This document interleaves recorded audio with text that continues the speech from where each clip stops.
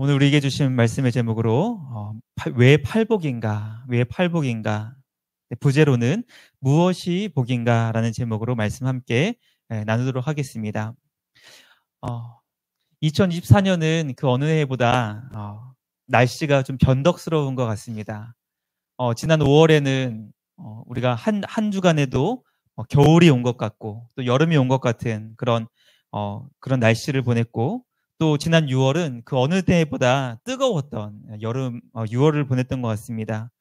7월이 시작되어서 장마가 온다고 하지만 아직 이 강릉에는 장마가 오진 않았고, 그보다 정말 폭염이 와서 이번 주 참 무더웠던 그런 한 주를 보냈습니다. 이번 주부터 본격적인 장마가 또 이제 강릉에도 온다고 하는데요. 장마에 잘 대비하시는 우리 모두가 되길 소망합니다. 또 무더운 여름 건강관리 잘 하셔서 건강하게 이 여름을 나실 수 있기를 주님의 이름으로 축복합니다.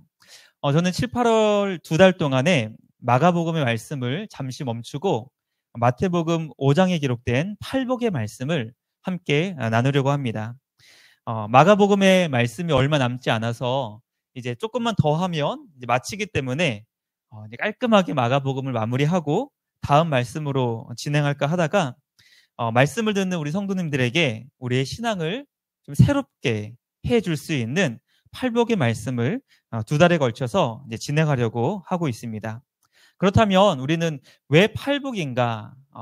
왜 목사님은 하도 많은, 정말 많고 많은 말씀 가운데 왜 팔복의 말씀을 정하셨는지 우리 여기 계신 분들은 뭐 이렇게 크게 궁금해하시지는 않겠지만 제가 이 팔복의 말씀을 정한 이유가 있습니다. 그것은 무엇이냐면, 하나님께서 우리 이곳에 모인 모든 주 예수교회 성도님들에게 하나님이 주시는 복으로 충만해지기를 간절히 소망했기 때문입니다.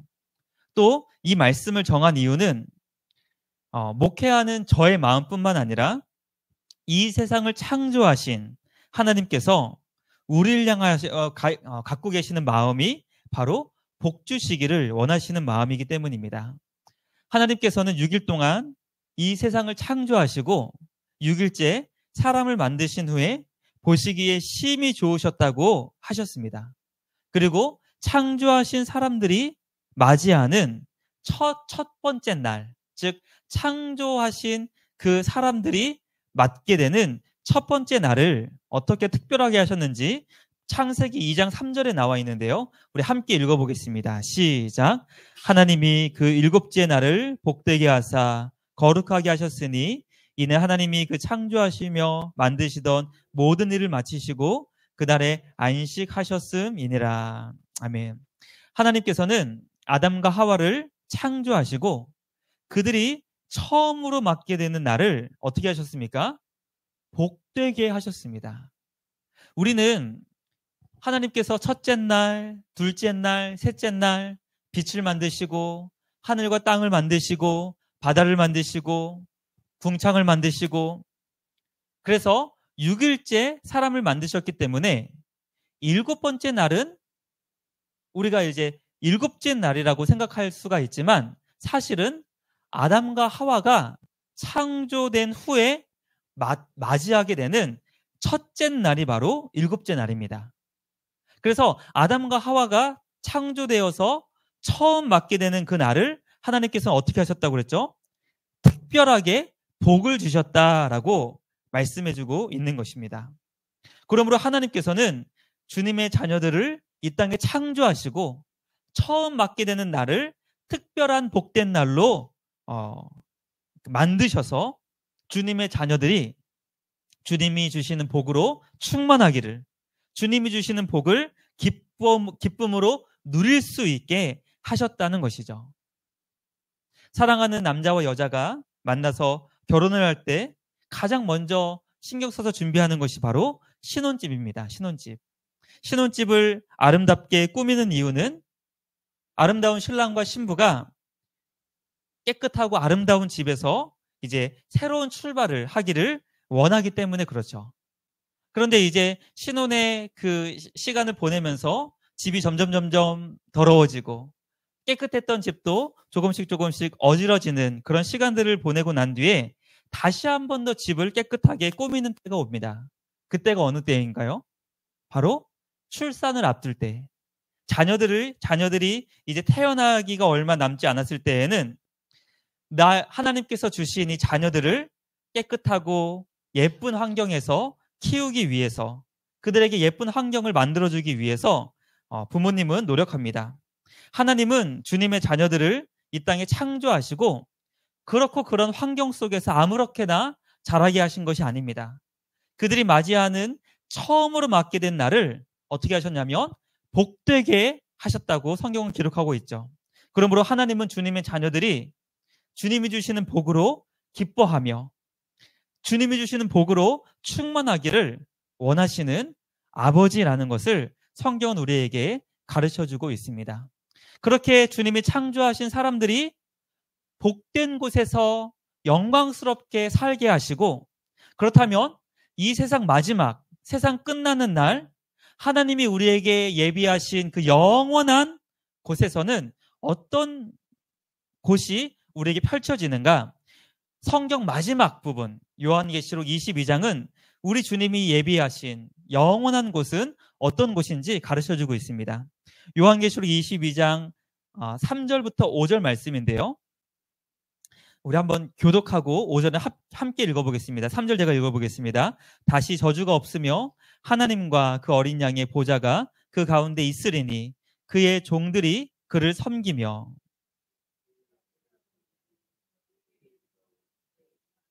함께 읽겠습니다. 다시 밤이 없겠고 등불과 햇빛이 쓸데없으니 이는 주 하나님이 그들에게 빛이심이라. 그들이 세세토록 왕노릇 하리로다. 아멘. 여기서는 우리가 하나님이 영원히 예비하신 곳이 복된 곳이다라고 이렇게 직접적으로 표현하고 있지는 않습니다. 그런데 그곳에 두 가지가 없다는 것으로 그것이 복되고 영광스러운 곳이라고 우리에게 설명하고 있는 것이죠. 하나님이 우리에게 예비하신 그 영원한 그 새하늘과 새 땅은 뭐가 없죠? 첫 번째, 저주가 없다는 것이죠. 저주가 없는 곳은 얼마나 복된 곳인가? 또 뭐가 없다고 합니까? 밤이 없다고 하는 것이죠. 그래서 우리는 이 말씀을 보고 밤이 없다는 것은 잠이 없다는 것인가? 그곳에는 잠이 없는가? 그것은 이제 이 말씀을 굉장히 건조하게 읽는 분들이 이렇게 읽는 것이죠. 문학적으로 우리가 이 밤이라는 것은 어떤 곳입니까? 밤은 공포가 있고 두려움이 있고 염려가 있는 곳이 바로 밤이라는 것이 바로 우리에게 주는 상징입니다.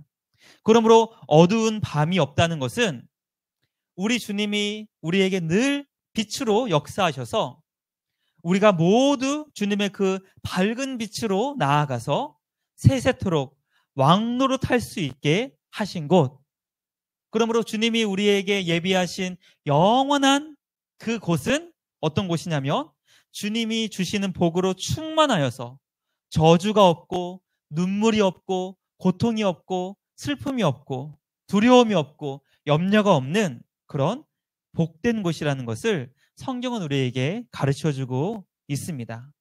그러므로 하나님이 우리를 창조하시고 맞이하게 되는 첫 번째 날도 복된 곳, 그리고 주님이 우리에게 예비하신 영원한 본향도 어떤 곳입니까? 복된 곳이라는 것을 성경은 우리에게 가르쳐 주셔서 주님이 우리를 얼마나 사랑하시는지, 주님이 우리를 얼마나 복스럽고 복되게 하시기 원하시는지 성경 처음과 마지막은 우리에게 가르쳐주고 있는 것이죠.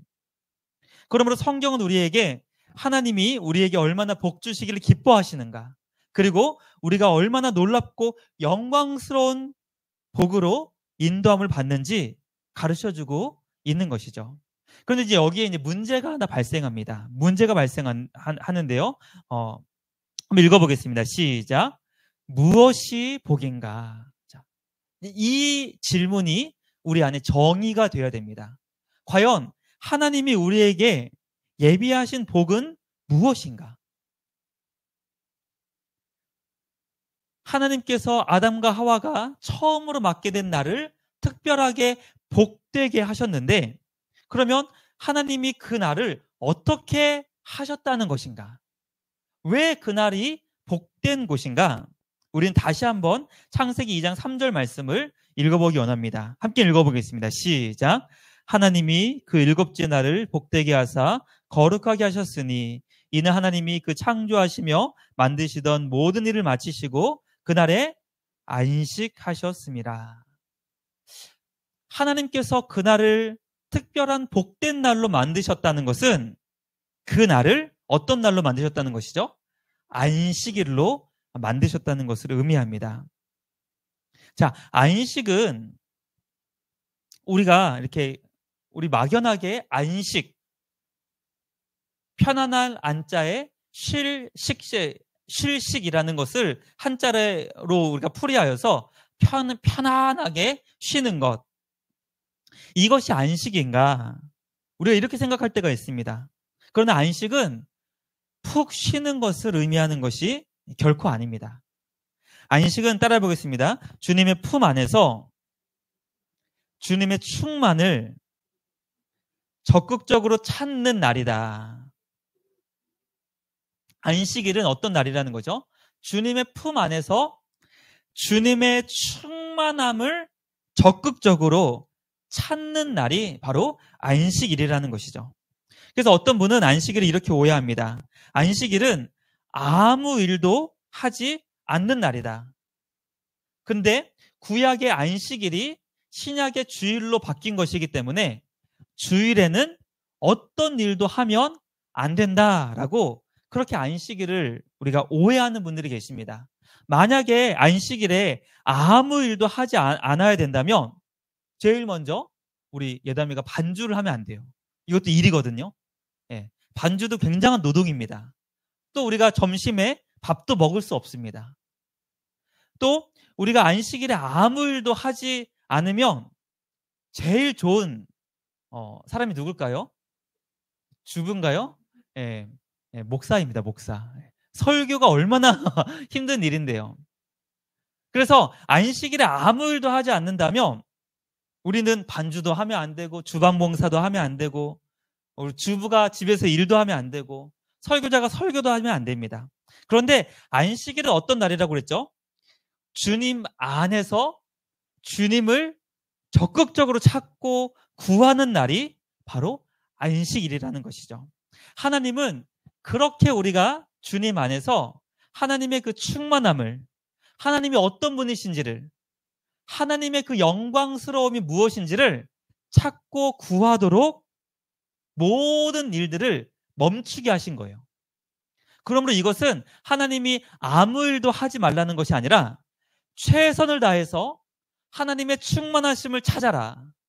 최선을 다해서 하나님이 어떤 분이신지를 묵상해라.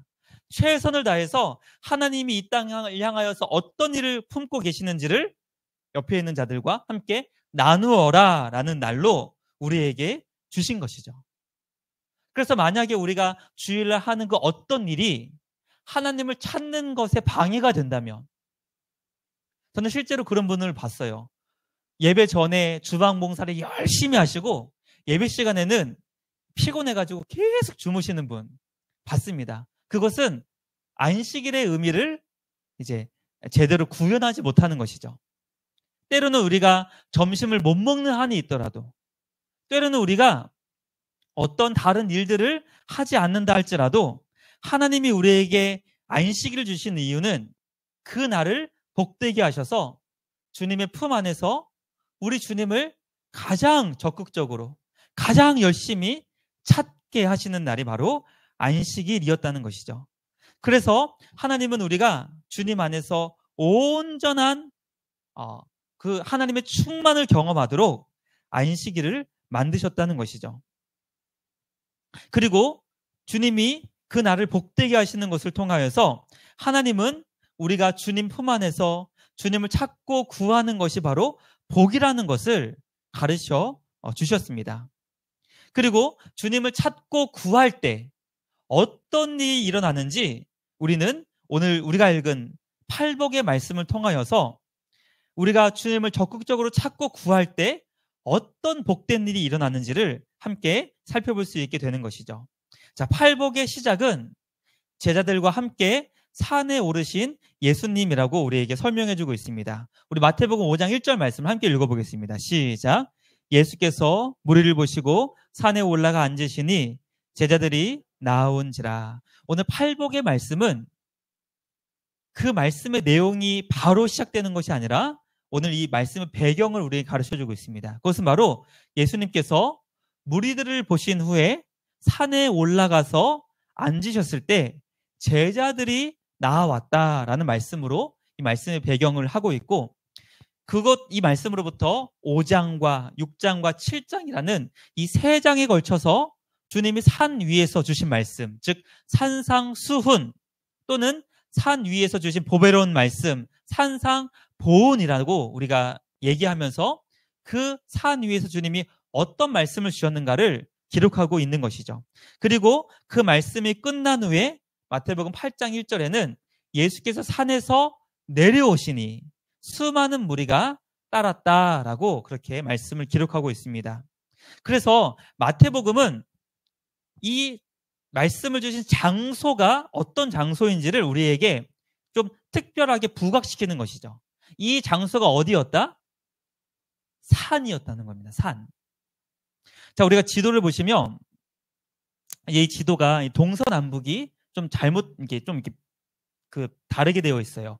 여기서 이제 여기 이쪽이 북쪽입니다. 그리고 이쪽이 서쪽이고 이쪽이 동쪽입니다. 우리가 이제 예루살렘 이제 이스라엘 지도가 이렇게 북쪽이 이쪽이고 이쪽이 남쪽이라는 것을 보면은 우리가 잘 아는 갈릴리 호수 북쪽에 팔복교회가 위치하고 있습니다. 저도 아직 예루살렘 이스라엘은 아직 못 가봤기 때문에 저기 있대요. 저기 있다고 합니다. 그래서 거기를 이제 사진으로 찍으면 이곳입니다. 여기에 이제 팔복 산이 있고 여기에 이제 팔복 교회가 있는데요. 여기는 갈릴리 호수 북쪽에 위치하고 있다고 합니다. 우리가 보면 이렇게 쭉 언덕이 쭉 있고요. 그 언덕 위쪽에 이제 팔복 교회가 있는데요. 여기서 이제 말씀을 이제 함께 이렇게 나누고자 하는 분들이 모여가지고 이제 말씀을 나눌 때에는 여기가 이제 저쪽으로 이제 갈릴리 호수가 보이고 이쪽으로는 이제 나지막한 언덕이 있는 것이죠. 제가 지금 언덕이라고 표현한 이유는 실제로 여기가 언덕입니다. 산이 아닙니다.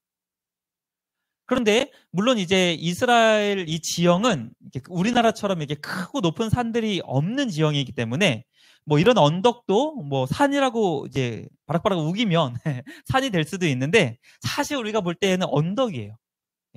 우리 여기 뒤에 남산 같은 그런 언덕입니다. 남산도 산이네요. 이렇게 보니까.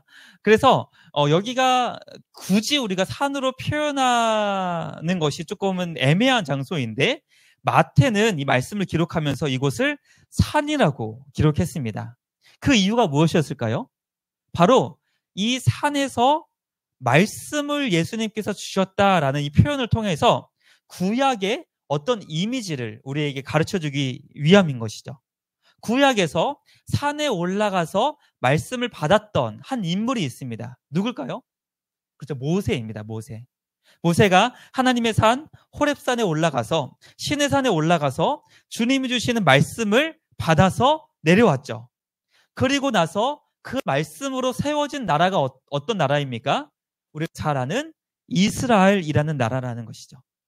그러므로 이스라엘 나라는 모세가 산 위에 올라가서 주님께서 주신 말씀으로 세워진 나라가 구약의 이스라엘이라면 오늘 예수님께서 이 팔복 산에 올라가셔서 12제자들에게 말씀을 주셨다는 것은 지금 예수님은 이 12제자를 통해서 영적인 이스라엘, 새로운 이스라엘을 이제 세우시고자 하는 주님의 놀라운 그 뜻이 있다는 것을 오늘 마태는 산에서 우리 예수님이 말씀을 주셨다라고 이 장소를 굉장히 부각시켰다는 것이죠. 그러므로 우리는 예수님께서 마치 하나님이 호렙산에서 말씀을 주시는 것처럼 12제자에게 말씀을 주시고 그 말씀을 들은 12제자를 통해서 영적 이스라엘, 새 이스라엘, 새로운 하나님의 나라를 세우시고자 하는 계획이 있었다는 것을 우리는 이 팔복의 시작의 말씀을 통하여서 깨닫게 됩니다. 그런 의미에서 팔복은 단순히 8가지의 복을 우리에게 의미하는 것이 아니라 주님이 12제자를 통해서 하나님이 기뻐하시는 영적 이스라엘, 하나님의 나라를 세우시고자 하는 기초가 되는 말씀이라는 것을 우리는 깨닫게 됩니다. 그렇다면 이제 팔복은 어떻게 시작하는가? 바로 심령의 가난이라는 말씀으로 시작됩니다. 자, 이 심령의 가난을 유진 피터슨 목사님은 벼랑 끝에 서 있는 사람이라고 번역하여서 심령의 가난이 이제 벼랑 끝에 몰려있는 사람과 같다라고 그렇게 번역합니다. 자, 그러면 우리가 이 예수님께서 12제자를 통하여서 하나님 나라를 세우시고자 하는 것이 바로 이제 이 팔복의 말씀으로 시작되는 가르침인데요. 그 나라가 그럼 과연 어떻게 세워지는가? 우리 한번 5장 3절 말씀 다 같이 한번 읽어보겠습니다. 시작. 심령이 가난한 자는 복이 있나니 천국이 그들의 것임이요. 자, 하나님이 세우시는 하나님 나라는 어떻게 세워진다? 누구를 통해 그 나라가 세워진다? 바로 천국을 소유한 자, 천국이 그들의 것임이라고 말씀해주고 있는 그들로서 천국이 세워지는데요. 그러면 그들이 누구다? 바로 심령이 가난한 자다라는 것이죠. 그러므로 하나님 나라를 예수님께서 세우시는데 그 나라는 어떤 자들을 통하여서 이루어진다? 바로 심령이 가난한 자를 통하여서 이루어진다. 우리 앞에 있는 자막 함께 읽어보겠습니다. 시작. 영혼의 가난함을 복으로 가지고 있는 자가 하나님 나라를 소유한다. 하나님 나라는 하나님 나라를 소유한 자를 통하여서 세워지는 나라입니다. 마치 대한민국 국적을 가지고 있는 우리 한국 사람들을 통하여서 세워지는 것처럼 하나님 나라는 하나님 나라에 합당한 자가 그 나라를 세워나가는 것인데요. 예수님은 오늘 가장 먼저 이 하나님 나라는 영혼의 가난함을 복으로 가지고 있는 자가 하나님 나라를 소유할 수 있다라고 그렇게 설명하고 있습니다. 이 구절을 마틴 로이드 존스 목사님은 이렇게 설명해주고 있습니다. 심령이 가난한 자가 복이 있다는 말씀이 처음에 오는 것은 이상할 것이 없습니다. 앞으로도 말씀드리겠거니와 이 말씀은 뒤이어 오는 모든 복의 열쇠가 되기 때문입니다. 마틴 로이드 존스 목사님은 오늘 이 심령의 가난함이 하나님 나라를 위한 복의 열쇠가 된다. 이 매우 귀한 교훈을 우리에게 주고 있습니다. 즉 하나님 나라는 복되고 영광스러운 나라인데 이 나라를 여는 열쇠가 어떤 열쇠냐면 바로 심령의 가난함이라는 것이죠. 이 심령의 가난함만이 하나님 나라의 열쇠, 하나님 나라를 열 수 있고 주님이 예비하신 모든 복을 누리는 그 나라에 거하게 한다는 것이 바로 심령의 가난함을 복으로 가지고 있는 자의 모습이라고 설명합니다. 자, 그렇다면 심령의 가난함이란 과연 무엇인가? 여기서 말하는 이 가난은 헬라어로 이거는 한번 우리가 고백해 보겠습니다. 푸토코스. 예, 푸토코스. 이거는 우리가 암기하고 있어야 됩니다. 가난이 뭐라고요? 푸토코스. 그래서 심령이 가난한 자들이라고 해가지고 헬라어는 복수로 푸토코이라고 이제 헬라어는 설명하고 있습니다. 이것이 이제 푸토코스 말고 가난한 자에 의미하는 이 가난인데요. 여기서 말하는 이 푸토코스는 파산을 의미합니다. 파산. 즉 가지고 있는 것이 아무것도 없는 자. 이것이 바로 헬라어 말하는 이 푸토코스라고 설명하는 것이죠. 그래서 심령이 가난하다라는 것은 그 영혼이 완전히 무너져 내렸다. 영혼이 완전히 파산했다. 영혼에 그 여력이 없다라는 것을 의미하는 것이죠. 그 심령의 힘이 모두 소진되어서 완전히 마음이 무너진 자, 이것이 바로 심령의 가난함입니다. 우리는 언제 우리의 마음이 완전히 무너져 내리는 것을 경험하게 됩니까? 그렇죠. 소망이 보이지 않고 너무 힘들고 어렵고 기대함이 완전히 무너졌을 때, 성경은 우리 영혼이 완전히 무너져 내리는 이 경험을 통하여서 하나님의 그 영광스러운 복된 나라에 들어갈 수 있다라는 것을 우리에게 가르쳐주고 있습니다.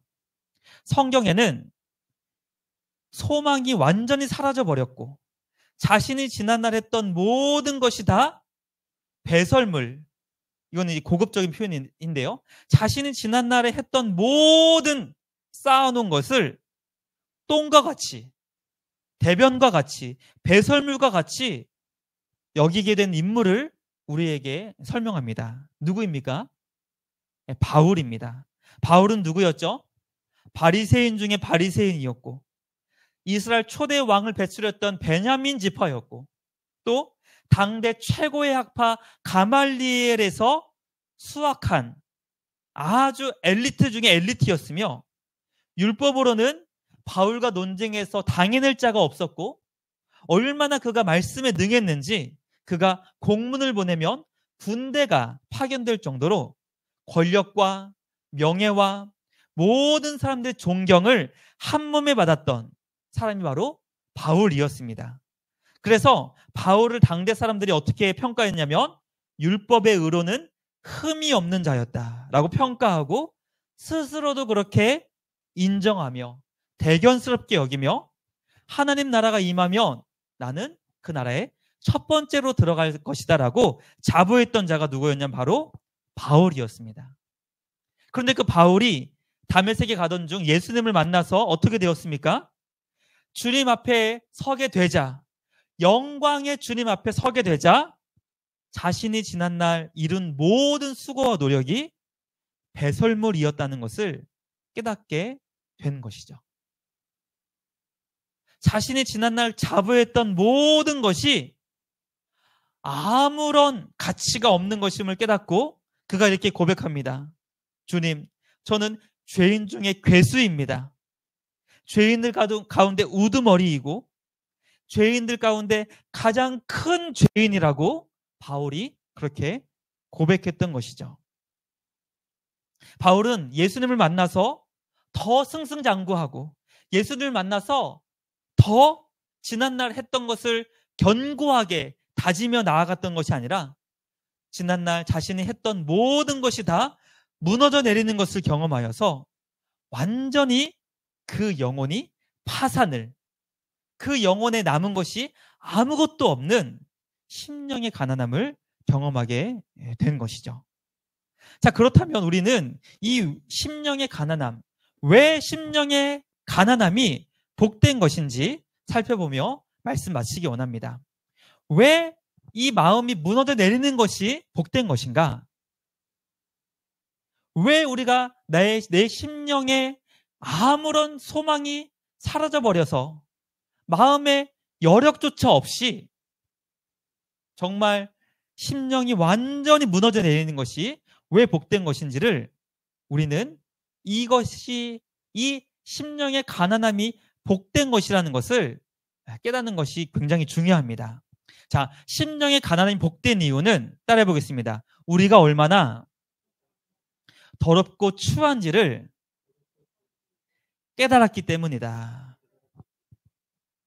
자, 심령의 가난함이 복된 이유는 우리가 하나님 앞에 서게 됐을 때 우리가 얼마나 더럽고 추한 자인지를 깨닫게 되어서 그 주님 앞에 두 손 들고 항복하여 주님만을 의지하게 되기 때문에 그렇습니다. 이 심령의 가난함이 복된 이유는 우리가 살고 있는 이 세상은 우리가 얼마나 귀한지, 우리가 얼마나 사랑스러운지, 우리가 얼마나 아름답고 예쁘고 멋지고 영광스러운지를 스스로 깨달아라 라고 우리에게 이 세상 지혜는 가르쳐 줍니다. 즉, 이 세상에서는 우리를 계속 부추깁니다. 너가 얼마나 멋진데, 너가 얼마나 아름다운데, 너가 얼마나 영광스럽고 귀한 존재인데, 그래서 우리는 복음성가 중에서도 이런 복음성가를 좋아합니다. 당신은 사랑받기 위해 태어난 사람. 당신은 사랑스러운 존재예요. 사랑받기 충분한 존재예요. 아름답고 멋진 존재예요. 라고 세상은 우리에게 그런 지혜를 주고 있습니다.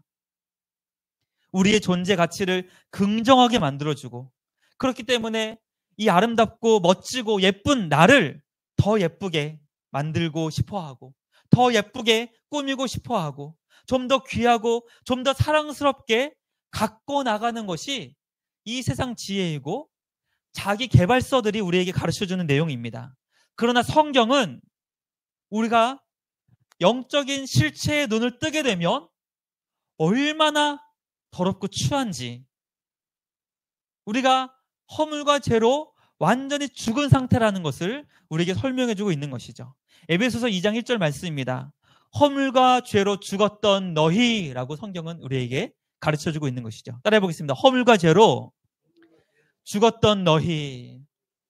우리가 허물과 죄로 죽은 자다라는 것이죠. 죽은 자는 뭡니까? 그가 하는 어떤 행동도 선한 행동이 될 수 없고, 허물과 죄로 죽었기 때문에 의로운 삶을 살 수 없고, 죽은 자를 통해서는 어떤 영광스러운 일도 일어날 수 없기 때문에, 우리가 영적인 실체, 허물과 죄로 내가 죽었기 때문에 우리 안에서는 선한 일이 도무지 나오지 않는다. 아름답고 영광스러운 일, 하나님을 기쁘시게 하는 일은 도무지 우리가 할 수 없다라는 것이 바로 성경이 우리에게 가르쳐주고 있는 실체입니다. 그렇기 때문에 만약에 죽어가는 사람, 심장이 멎어가는 사람이 있었다면 인공호흡을 하고 심폐소생술을 하여서 살리면 됐죠. 우리가 죽어가는 자에게, 영양실조로 죽어가는 자에게 급하게 링겔을 주고 음식을 주어서 그가 만약에 죽어가고 있다면 다시 살릴 수 있는 기회가 있었지만, 성경은 우리가 허물과 죄로 완전히 죽어 있었기 때문에 죽은 자를 살리실 수 있는 유일한 분, 예수님이 올 수밖에 없었다라고 우리에게 설명해주고 있는 것이죠. 그러므로 에베소서 2장 1절은 그는, 예수님은 허물과 죄로 죽었던 너희를 어떻게 하십니까? 살리셨다는 것입니다.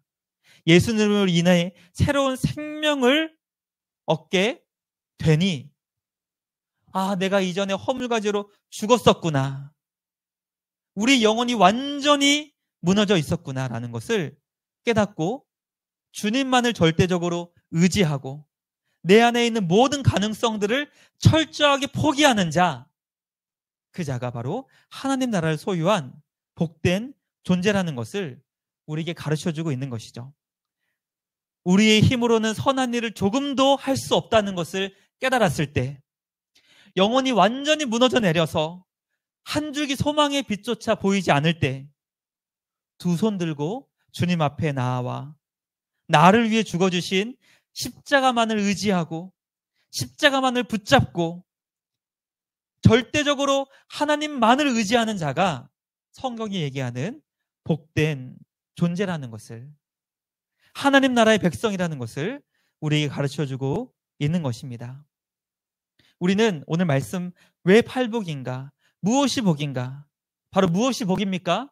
우리의 영혼이 완전히 무너져 내려서 우리를 위해 하늘 보자 버리시고 이 땅에 오신 예수님만을 바라보며 그분만을 붙잡고 그분이 우리에게 이루신 십자가의 그 대속의 은혜를 감사하는 자, 그 자가 바로 복된 자라고 성경은 우리에게 가르쳐주고 있습니다.